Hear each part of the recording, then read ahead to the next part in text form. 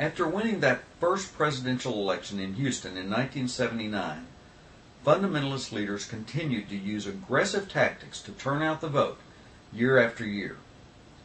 These reportedly included busing or flying messengers to the meeting specifically for the presidential election, after which they would leave immediately, and even registering toddlers as messengers, giving their parents an extra ballot or two. Adrian Rogers served only one term as president at this point, but successive fundamentalist incumbents, including Rogers himself in the mid-1980s, ran for and won a second term until Morris Chapman's victory over Daniel Vestal in New Orleans in 1990 sealed the fundamentalist power once and for all. In their book, The Fundamentalist Takeover in the Southern Baptist Convention, A Brief History, Rob James and Gary Leeser describe one moment in SBC history at the 1985 annual meeting in Dallas when moderates had an opportunity to derail the fundamentalist victory train. They write, "When the Committee on Committees presented its report, including its nominations for the Committee on Boards, James Slatton of Richmond, Virginia, moved that messengers elect an alternate Committee on Boards. It consisted of the state convention presidents and the presidents of the state women's missionary unions. This would have taken much of the power concentrated in the SBC president and distributed it back to the grassroots." In their book, Going for the Jugular, A Documentary History of the SBC Holy War, Walter B. Sheridan and Randy Shepley write that President Charles Stanley, presiding as chair, ruled that nominations would need to be dealt with on a state-by-state basis. John Dunaway of Kentucky asked if all proposed substitute nominees could be named at once, then action be taken. After the parliamentarians supported Stanley's ruling, thus refusing Dunaway's request, Slatton appealed to the messengers on a point of order. Messengers then defeated Stanley's ruling by a vote of 51.5% to 48.5%. Thus, Slatton's motion was back on the floor. But the fundamentalists had more tricks up their sleeves. At the end of yesterday's Baptist brief, SBC messengers had voted to defeat President Charles Stanley's out-of-order ruling on the Slatton Amendment, thus putting it back on the floor. James Slatton's amendment proposed that messengers reject the Committee on Committees nominees for the Committee on Boards in favor of an alternate slate consisting of the presidents of the state conventions and the state women's missionary union organizations.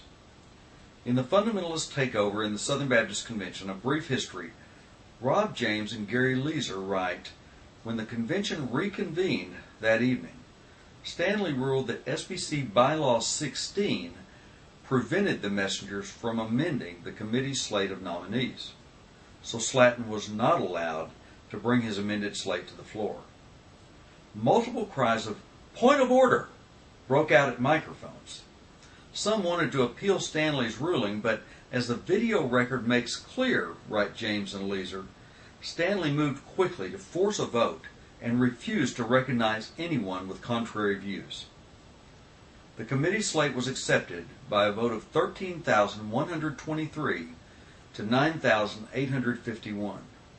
Convention Secretary Lee Porter observed that about 4,000 more ballots were cast than there appeared to be people in the hall. Porter still stands by his observation. James and Leeser also report that William J. Cumbie of Virginia, convention parliamentarian at 3 previous annual meetings, pointed out that Bylaw 16, contrary to Stanley's claim, allowed the messengers to amend all committee reports, vesting ultimate power in the messengers over all committee recommendations. Following that 1985 meeting, fundamentalists revised Bylaw 16 to make it say exactly what Stanley had claimed it already said. James and Leeser explained, the revisions to Bylaw 16 were made to ensure that no moderate majority would derail the takeover in the future. No repeats of the 1985 experience were wanted. The Takeover faction wanted the reins of power to be held in very few hands. The grassroots were not allowed to have input. So Fundamentalist victory train rolled on, leading to their celebration at Café du Monde in 1990. Total power and control of the SBC, their objective all along, was now theirs. In 1990, Morris Chapman defeated Daniel Vestal for SBC president. Chapman's victory assured fundamentalists of a majority on all SBC committees and boards, a majority beholden to fundamentalist leaders and committed to doing their bidding. Only a few remnants of moderate influence remained. For example, Keith Parks as president of the Foreign Mission Board and Russell Dilday as president of Southwestern Seminary. But these and the few others remaining were swept aside in ensuing years by fundamentalist actions just as brutal and unethical as those used to take control of the convention. The Baptist Joint Committee on Public Affairs, today the Baptist Joint Committee for Religious Liberty, was, as its name indicates, not a Southern Baptist institution, but rather one funded jointly by a number of Baptist entities. However, the SBC had, through the years, provided more funding for it than any other entity. Once in control of the SBC, fundamentalists soon moved to defund the Baptist Joint Committee and to turn their backs on one of Baptist's greatest treasures, the principle of religious liberty for all and the separation of church and state. In the latter part of the 1990s, fundamentalist leaders began to push through revisions to the Baptist faith and message, changing it from a broad confessional statement of beliefs held by the vast majority of Baptists to a narrow creedal statement of beliefs held by a few who happen to hold power. In an April 2001 article in the Baptist Standard of Texas, Russell Dilday listed and analyzed the changes made to the Baptist faith and message.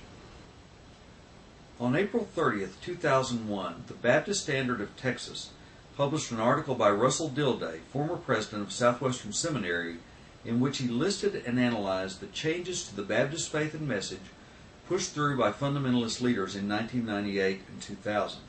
But first, Dilday notes the irony that the word inerrancy appears nowhere in the New Baptist Faith and Message. A few days ago, I cited evidence that fundamentalists first plotted to gain control of the SBC and then chose inerrancy as the issue that would help them gain power. But after they won control, they never mentioned the word again. Inerrancy had served its purpose and outlived its usefulness. But Dilday cites several troubling changes that did show up in the revised Baptist Faith and Message. Deletion of the statement that the criterion by which the Bible is to be interpreted is Jesus Christ, and a change in language describing the Bible as a record of God's revelation to simply God's revelation. Taken together, these two changes elevate the Bible above the Christ to whom it testifies.